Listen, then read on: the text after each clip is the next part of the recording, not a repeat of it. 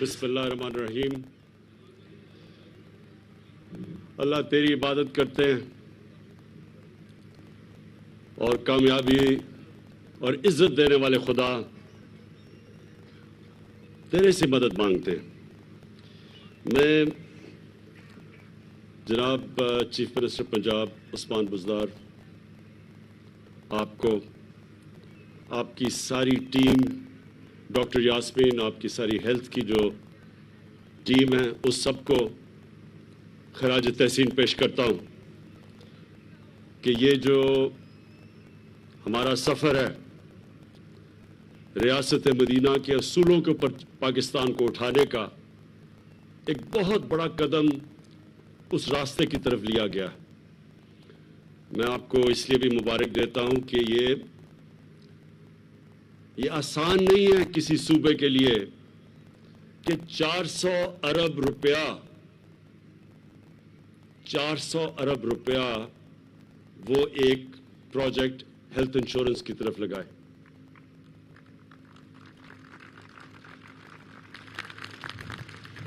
चौहत्तर साल की हमारी तारीख में कितने लोग आए, कितने वजीर आलम, प्रेसिडेंट्स कितने आए।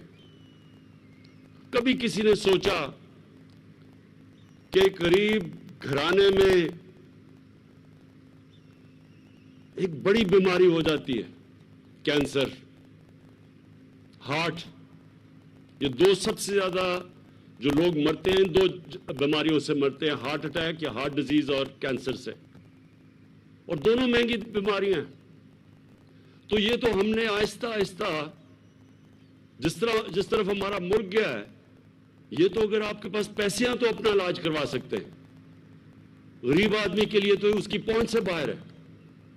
कभी किसी ने उसकी मदद कर दी, किसी रिश्तेदार पैसे वाले ने पैसे दे दिए, किसी को तरस आ गया, किसी ने पैसे दे दिया, लेकिन रियासत ने तो कभी अपनी जिम्मेदारी नहीं ली इधर।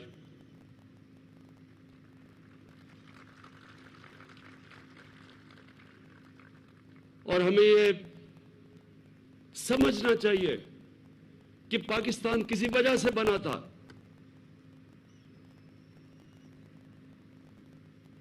जितने मुसलमान पाकिस्तान में आने थे, हिंदुस्तान में जब पाकिस्तान मूवमेंट शुरू हुई तो उतने ही तो हिंदुस्तान में रह जाने थे। लेकिन आप सबको पता होना चाहिए कि सारे मुसलमानों ने पाकिस्तान के लिए वोट दी थी, ये पता होते हुए कि उन्होंने पाकिस्तान का हिस्सा नहीं बनना। जो आज उन लोगों को किन मुश्किलों का सामना करना पड़ा है, जो मुसलमान आज हिंदुस्तान में हैं,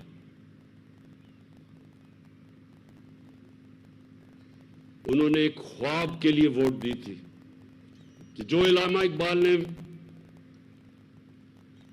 एक इतने बड़े ज़हन में लोगों को ख्वाब बताई थी कि पाकिस्तान, जब हम कहते हैं कि पाकिस्तान का मतलब क्या, और जो नारा था ला इलाहा इल्लल्लाह, उसका मतलब क्या था कि हमने अपने नबी सल्लल्लाहु अलैहि वसल्लम की कदमों के ऊपर चल के वो जो उन्होंने रियासत बनाई थी मदीना में, वो हमने एक पाकिस्तान में मिसाल बनानी थी। ये था पाकिस्तान का ख्वाब, जो कि फाउंडिंग फादर्स ने कहा था ऑब्जेक्टिव रेजोल्यूशन में कि इस्लामी फलाई रियासत बनना था। और आज तक किसी हुक्मरान ने इस तरफ कदम भी नहीं उठाया, बल्कि अमीर और गरीब में फासले बढ़ते गए। मैं गवर्नमेंट हॉस्पिटल में पैदा हुआ, मेरी सारी बहनें गवर्नमेंट हॉस्पिटल में पैदा हुई थी लाहौर में, लेकिन आजकल के जो हमारी तरह साहिब हैसियत थे, वो तो अपने बच्चे गवर्नमेंट हॉस्पिटल में नहीं, अगर उन्होंने जाना हो वो तो प्राइवेट हॉस्पिटल्स में जाते हैं। जो गवर्नमेंट हॉस्पिटल अंग्रेज छोड़ के गया था, आहिस्ता आहिस्ता आहिस्ता उनकी तो स्टैंडर्ड नीचे चली गई और सिर्फ प्राइवेट हॉस्पिटल अमीरों के लिए बनना शुरू हो गए। और फिर जो सुपर रिच थे, ये जो सारे चोरों का टोला भी इकट्ठा हुआ है, इनकी खांसी का इलाज भी बाहर होता था। जिन लोगों ने अपनी अवाम की صحت اور علاج کی ذمہ داری اٹھانی تھی، وہ سارے پچھلے 30 سال سے دیکھیں، جب دیکھو تو جی وہ چیک اپ کے لیے لندن جا رہا ہے، جب کوئی سنو تو جی اس کا پر علاج ہو رہا ہے وہاں لندن میں، کبھی وہ امریکہ جا رہا ہے، کھانسی ہے تو دبئی جا رہا ہے۔ ان کو کیا پتا کہ پاکستان کی عوام کی کیا مشکلات کا سامنا کرنا پڑتا تھا۔ آج سارے چور اکٹھے ہوئے ہیں۔ 30 سال سے اس سے پہلے 20 سال پہلے دونوں گالی ایک دوسرے کو چور کہتے تھے۔ زرداری کو جیل یہ نون لیگ نے ڈالا تھا۔ ہمیں یہ یاد رکھیں کہ تحریک انصاف نے 2 دفعہ زرداری کو جیل میں نہیں ڈالا تھا۔ اس کا پیٹ پھاڑ کے پیسہ کس نے نکالنا تھا؟ تحریک انصاف نے نہیں نکالنا تھا۔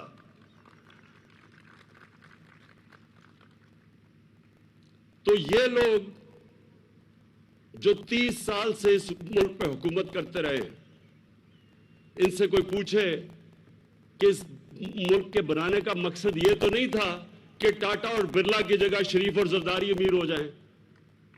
اس کا تو بڑے ایک عظیم خواب تھا، اور آج تک کبھی انہوں نے سوچا کہ عام آدمی کے لیے ہم نے ہماری ذمہ داری ہے عام آدمی۔ خواتین و حضرات، یہ جو آج پاکستان انہوں نے چھوڑ دیا ہے، آپ کو پتا ہونا چاہیے کہ جو ڈاکٹر اور نرسز ٹو پاپولیشن ریشو، یعنی کتنی عوام کے لیے کتنے ڈاکٹر اور نرس چاہیے، پاکستان کی دنیا میں تقریباً سب سے بری ریشو ہے۔ یعنی ہمارے ملک میں سب سے کم ڈاکٹر اور نرسز آبادی کے لحاظ پہ ہیں۔ ہمارے سب سے کم ہاسپٹل ہیں۔ جو ہاسپٹل ہیں بھی، آپ کبھی بھی ڈسٹرکٹ میں چلے جائیں، یا آپ فیصل آباد بیٹھے ذرا تھوڑے شہر سے باہر نکل جائیں، وہاں جا کے ڈسٹرکٹ ہاسپٹلز کا حال دیکھیں، وہاں نہ کئی زیادہ تر نہ ڈاکٹر ملتے ہیں نہ نرس ملتی ہے۔ وہ لوگ ادھر سے بھاگے آتے ہیں ڈویژنل ہیڈ کوارٹر پہ، کیونکہ وہاں ہاسپٹل میں لوگ عملہ ہی نہیں ہے۔ تو یہ ایک دن میں تو نہیں ہوا، یہ آہستہ آہستہ ایک ملک میں حکمران طبقے نے آہستہ آہستہ عوام کے لیے ایک پاکستان بنا دیا اور اپنے لیے دوسرا۔ تو میں آج پھر سے عثمان آپ کو اور آپ کی ٹیم کو خراج تحسین پیش کرتا ہوں۔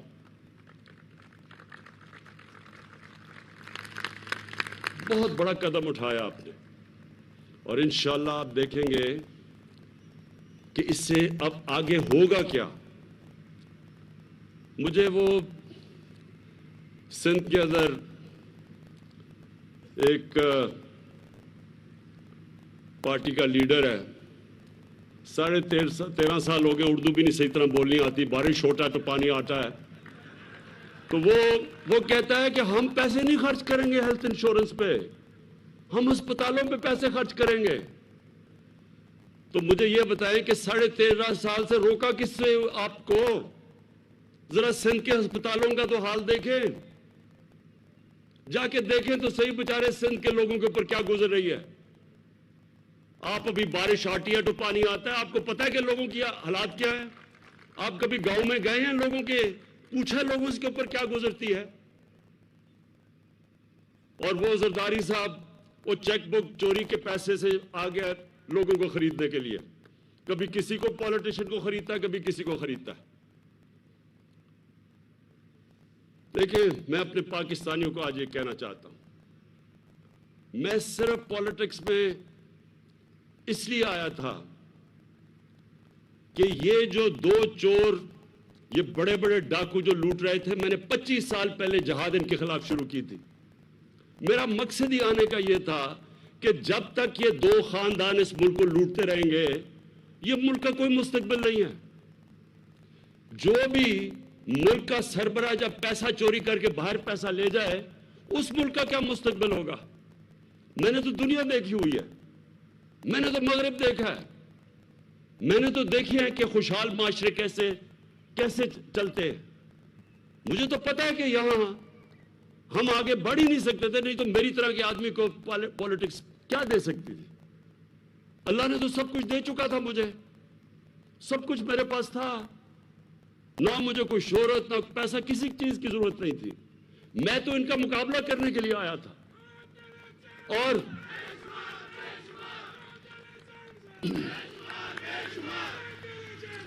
سنیں ذرا، دو وجہ سے آیا تھا، ان کے ہوتے ہوئے پاکستان کو کوئی مستقبل نہیں تھا، اور ہمارا مقصد ہی اس ملک کو، ہم پاکستان کے ساتھ بڑے ہوئے ہیں، میرے ماں باپ غلام ہندوستان میں پیدا ہوئے تھے، ہم پہلی جنریشن تھی جو پاکستان آزاد ملک میں پیدا ہوئے تھے، تو جب تک ایک ملک اپنے نظریے پہ نہیں جاتا وہ ملک کامیاب کبھی بھی نہیں ہو سکتا، اور یہ ایک نظریے کے اوپر پاکستان بنا تھا، اسلامی فلاحی ریاست، تو ان دو وجہ سے آیا تھا۔ اور میں آپ کو ایک چیز بتا دوں کہ جتنا بھی میں نے دنیا اور ساری دنیا موقع ملا مجھے دیکھنے کا، یاد رکھیں ایک کامیاب اور خوشحال معاشرے کے اندر دو چیزیں ضروری ہوتی ہیں، سب سے پہلے قانون کی بالادستی، رول آف لا، اور اس کا مطلب پھر سے میں چاہتا ہوں میری ساری قوم اس حدیث کو یاد رکھ لے، ہمارے نبی صلی اللہ علیہ وسلم نے کہا تھا کہ تمہارے سے پہلے بڑی قومیں تباہ ہوئیں، کیوں؟ جب بڑا چور چوری کرتا تھا اس کو سزا نہیں ملتی تھی، صرف غریب چور کو سزا ملتی تھی۔ اور دوسری چیز جو قرآن کی آیت ہے، امر بالمعروف، تم سب سے عظیم قوم میں نے پیدا کی ہے دنیا کی امامت کے لیے، کیونکہ تم اچھائی کے ساتھ کھڑے ہوتے ہو اور بدی کو ختم کرتے ہو، برائی کو دباتے ہو۔ یہ دو چیزوں کے اوپر مدینہ کی ریاست کی فاؤنڈیشن تھی، اور اس کے بعد فلاحی ریاست تھی، اس پہ کھڑی ہوئی تھی مدینہ کی ریاست۔ اور آج آپ نے اگر دیکھنا ہے، کیونکہ ہمارے نبی رحمت للعالمین تھے، سب انسانوں کے لیے رحمت بن کے آئے تھے، جو انسانی معاشرہ ان کی سنت پہ چلے گا اللہ نے اس کو اٹھا دینا ہے۔ یہ ضروری، اگر یہ نہ ہوتا تو آج مسلمان، ہم آج خوشحال ہوتے، اور جو مسلمان نہیں ہیں ان کے حالات برے ہوتے، لیکن وہ قومیں جو مسلمان نہیں ہیں آج خوشحال ہیں، اور مسلمانوں کا حال ساری دنیا میں اٹھا کے دیکھ لیں کیا ہے آج، کیونکہ جو قومیں خوشحال ہیں آپ وہاں چلے جائیں، اور میں آپ کو دو چیزیں میں بتا دوں گا، ان کی بنیاد دونوں اصولوں پہ ہے، قانون کی بالادستی بھی اور فلاحی ریاست بھی۔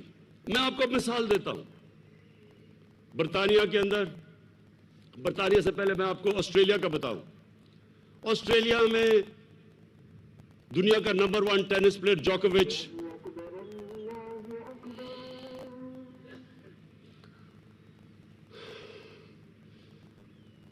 اذان کا انتظار کر لیں کیونکہ میں نے بھی آپ سے اپنی بڑی سخت باتیں کرنی ہیں۔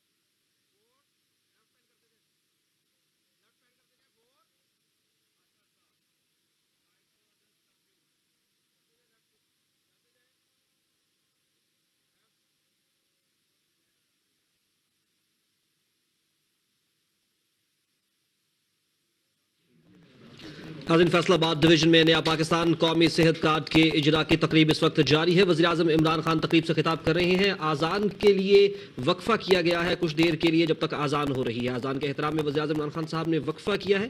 آپ کو بتائیں کہ فیصل آباد ڈویژن میں نیا پاکستان قومی صحت کارڈ کے اجرا کی تقریب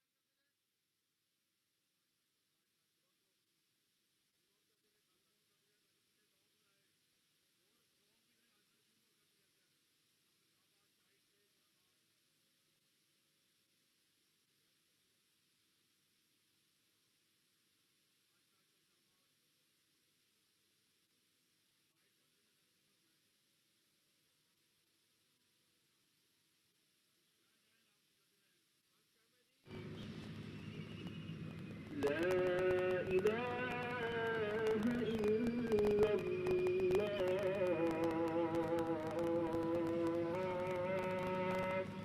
آسٹریلیا کا ایک منٹ، آسٹریلیا کا نمبر 1 ٹینس پلیئر، دنیا کا نمبر 1 آسٹریلیا گیا، انہوں نے کہا جی نہیں، جو ہمارا قانون ہے اس کے مطابق اس نے وہ حفاظتی ٹیکہ نہیں لگایا۔ بڑا مسئلہ بن گیا کہ دنیا کا نمبر 1 پلیئر ہے، ان کو انہوں نے کہا کہ نہیں، قانون کے نیچے سب ہے، سب کے لیے کی قانون ہے، اس کو نہیں کھیلنے دیا۔ برطانیہ کا شہزادہ، کسی امریکہ میں کوئی 30 سال پہلے کوئی خاتون کو یاد آیا کہ اس نے کوئی اسے زیادتی کی ہے، عدالت میں چلے گی امریکہ میں، انہوں نے بڑی کوشش کی کہ جو برطانیہ کا شہزادہ ہے، عدالت کا نہیں، قانون کے نیچے سب ایک ہی برابر ہے، وہ اب ثابت کرے آ کے عدالت میں کہ اس نے وہ ٹھیک کہہ رہی ہے یا نہیں۔ لیکن سب سے بڑی بات سن رہے ہیں، برطانیہ کا پرائم منسٹر بورس جانسن، 1 مہینہ تقریباً ہو گیا، پارلیمنٹ ہی نہیں آگے چل رہی۔ وہ جب جاتا ہے وہ ایک سوال پوچھتے ہیں کہ جی جب قانون آپ نے سب کے لیے بنایا تھا کہ لوگ جمع نہیں ہوں گے، آپ نے کیوں پچھلی باری جب وہ لاک ڈاؤن لگا ہوا تھا، آپ نے کیوں آپ کی ڈاؤننگ سٹریٹ کے باہر آپ نے کیوں لوگ جمع ہو گئے اور آپ نے پارٹی کر لی؟ پاکستان میں خبر ہی نہ بنے، یہاں اخباروں میں نہیں آنا تھا، 3 ہفتے سے سارا ملک رکا ہوا ہے اور وہ بیچارہ جواب دیتا پھر رہا ہے۔ یہاں کیا دیکھیں، پنجاب کا جو چیف منسٹر، اس کی چیف منسٹر کے دوران بیٹے کی شوگر مل، مقصود چپڑاسی کے اکاؤنٹ میں تقریباً 4 ارب روپیہ، 400 کروڑ روپیہ آ جاتا ہے، اور دوسرے پتہ نہیں کیا وہ مدثر یا اور کوئی، وہ ان کے اکاؤنٹوں کے اندر، ہاں مسرور انور، اس کے اکاؤنٹوں میں کروڑوں روپے آ جاتا ہے۔ بھئی سب کو پتہ ہے کہ اگر وہ بچارے 10,000 روپے ان کی تنخواہ تھی اور یہ پیسہ تو یہ ظاہر چوری کا پیسہ نہیں تو اپنے اکاؤنٹ میں لے آتا۔ ابھی وہ 1.5 گھنٹے کی تقریر کرتا ہے پارلیمنٹ میں، برطانیہ میں ہوتا پارلیمنٹ کیا اس کو شکل کہیں نہیں دکھا سکتا تھا، کیونکہ ان کی اخلاقیات اوپر ہے، امر بالمعروف ادھر چل رہا ہے، جو اللہ کی آیت ہے قرآن کی اس پہ وہ عمل کر رہے ہیں، بدی کو دباؤ اور اچھائی کے ساتھ کھڑے ہو۔ یہاں جب جاتا ہے پارلیمنٹ میں 1.5 گھنٹے کی تقریر، جو جاب اپلیکیشن ہوتی ہے اصل میں کہ جی میں پھر سے مجھے موقع مل جائے، اور جواب دیتا نہیں ہے، بیٹے کو باہر بھجوا دیا ہے۔ ادھر دوسرے آصف زرداری کو دیکھ لے، ادھر جی پاپڑ والا، چینی والا، ان کے اکاؤنٹ پیسے آ رہے ہیں کروڑوں روپیہ۔ تو مجھے یہ بتائیں کہ کیسے ملک آگے بڑھ سکتا ہے؟ جس ملک کے اندر بڑے بڑے چوروں کو انصاف کا نظام ان کو سزا ہی نہ دے، صرف چھوٹے چوروں کو پکڑے، اس ملک کا تو کوئی مستقبل ہی نہیں ہے۔ اور وہ حدیث میں ہمارے نبی نے واضح کر دیا ہے، چھوٹے چوروں کو جیلوں میں ڈالو، بڑے چوروں کو پکڑو نہ، وہ ملک تباہ ہو جاتا ہے، کیونکہ بڑے چوروں کی چوری تو ملک کو تباہ کرتی ہے، چھوٹے چھوٹے چور کتنی چوری کر لیں گے؟ بڑے چور جو ملک سے پیسہ چوری کر کے باہر لے کے جاتے ہیں، اور آپ نے دیکھا ہوگا کہ وہ جو علاج کروانے گیا تھا اپنا باہر، ایک مجرم کہتا ہے جی بڑی دل کی بیماری ہے، ابھی وہ چل رہی ہے کہ وہ سیڑھیوں پہ چڑھتا جا رہا ہے دل کی بیماری کے ساتھ، اپنی فیکٹریاں دیکھ رہے جا کے وہاں، اور اس کو یہاں سوچیں یہاں کہ ہمارے کوئی وکیل کہہ رہے ہیں کہ جناب اس کو پھر سے موقع دو ملک لوٹنے کا، لائف ٹائم بین اس کا ختم کرو۔ میں حیرت ہوتی ہے مجھے کہ جب ایک ملک کو آپ کو تباہ کرنا ہو، بم مارنے کی ضرورت نہیں ہوتی، اچھے برے کی تمیز ختم کریں، ملک تباہ ہو جاتا ہے۔ کرپشن کو ایکسیپٹیبل کر دیں, ملک تباہ ہو جاتا ہے. جب چوری میں کوئی برائی نہیں ہے تو محنت کون کرے گا؟ میں کیوں پڑھوں اور محنت کروں اور 12 گھنٹے کام کروں جبکہ قبضہ کرو اور گورنمنٹ پلاٹ پہ اربوں روپیہ بنا لو؟ میں محنت کیوں کون کرے؟ اگر معاشرے کو تباہ کرنا ہے, ان چوروں کو آپ ایسے کریں کہ ان میں کوئی برائی نہیں ہے. ٹی وی پہ آ رہا ہے جناب, وہ ایک چور دوسرے چور سے ملنے جا رہا ہے, اسی کے اوپر کہہ رہا تھا پیٹ پھاڑ کے پیسے نکالوں گا, آج اس کو مل رہا ہے کیونکہ ڈر لگا ہوا ہے سب کو عمران خان کا.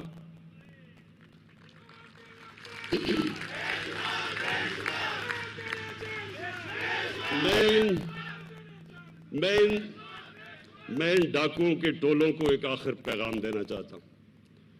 تم نے جو بھی کرنا ہے, میں 3-3.5 سال سے سن رہا ہوں, آج گیا تو کل گیا اور پرسوں گیا, خواہشیں ان کی لگی ہوئی ہیں کیونکہ ان کو ڈر ہے کہ انہوں نے پکڑے تو جانا ہی ہے.